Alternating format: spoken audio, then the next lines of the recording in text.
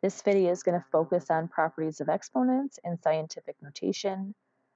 So product property are things that have the same base that are being multiplied together. I'm going to take a look at B. One thing I do is, especially if I am easily confused on this, would be to group the like bases together. So that's going to mean, because there's no exponents on the outside of my parentheses, so this is just multiplication. And so I know that I have 6 times -2. I'm taking the constants, the coefficients together, and then x squared and x and y to the 4th and y to the 8th. And I'm just going to group those together so it can help me think about that. And remember that this x is to the first power. It just helps me not lose any of my x's. So 6 times -2 is -12. X squared times x means there's 3 x's, so x to the 3rd. You can also think of adding those exponents. And then if I have x times x times x times x 4 times, and then I have that for 8, I'm going to have 12 altogether. Again, you can think of that as adding the exponents. Now we're going to take a look at simplifying with the power rule. I'm going to focus on part C here, and I'm going to zoom in a little bit because that's pretty tiny.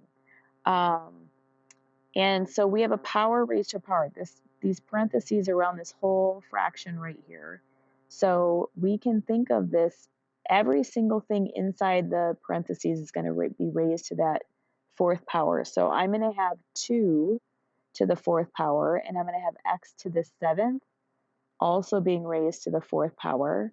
And then I'm going to have y squared to the 4th power, and I'm going to have z to the 3rd raised to the 4th power.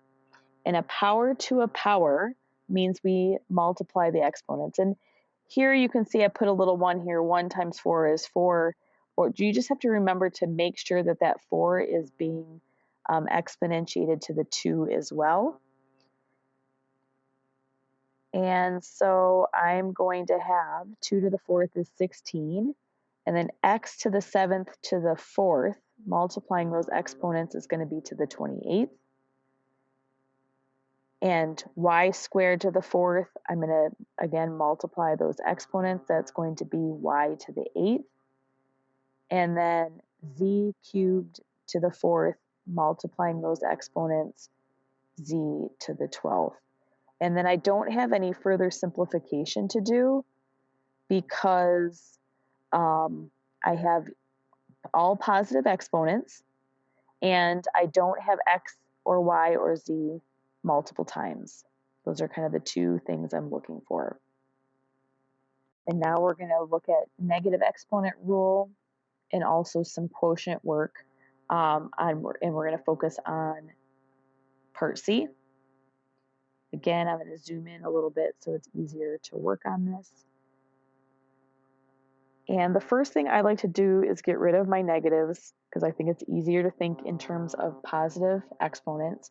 So what I do is I think of what is being raised to this -6 and just that x's. And to make it positive, I'm going to move it to the bottom. And then I can see that I have this negative exponent as well that's just attached to the y, and that's going to go up. So on the top, I had 20y squared left, and then I'm moving that y to the 3rd up top. And then I had 5x to the 3rd on the bottom, and I moved that x to the -6 down to the bottom to make it positive. And now I'm looking at what can be canceled and combined. So my 5 cancels into 20 4 times. So I have 4 in my numerator. And then I have multiple y's up here. And you can think of just counting those up or adding the exponents, but you have y to the 5th in the numerator, and you have x to the 9th in the denominator.